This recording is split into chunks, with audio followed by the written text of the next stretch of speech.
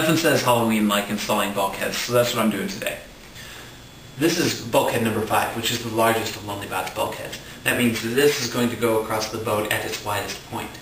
The first thing I need to do is get it set in the proper location fore to aft, but also get it standing straight up, even though LonelyBot here on my garage is not sitting perfectly level. And what that means is that I can't use a level or just measure with a tape measure from the front of the boat. Instead, I have to take measurements along the rail, the chine, and the keel in order to ensure that the bulkhead is located properly at each of its corners. So helping me here is my trusty notebook. I've got a set of measurements from my CAD model, so the first step will just be marking out where this thing needs to go.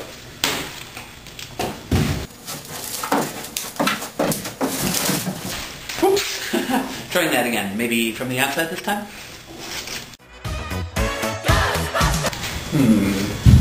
Something strange. I'm going to start stitching just one side at a time.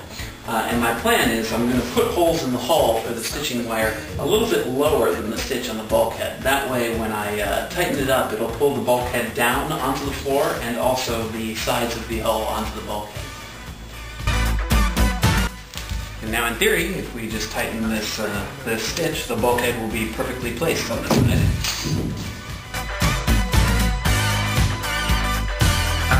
That looks pretty good to me. And then to finish this off, we're back to well-explored territory. It's time for epoxy fillets. Veins running through your head. So there's one little test we can do to make sure that this bulkhead is installed correctly. Because LonelyBot's going to have a deck on top, the top of the bulkhead is designed to sit perfectly flush with the edge of the hull here. So if I lay the straight edge across it, if it lines up, then it's installed correctly. Perfect. I think we'll call this one a day.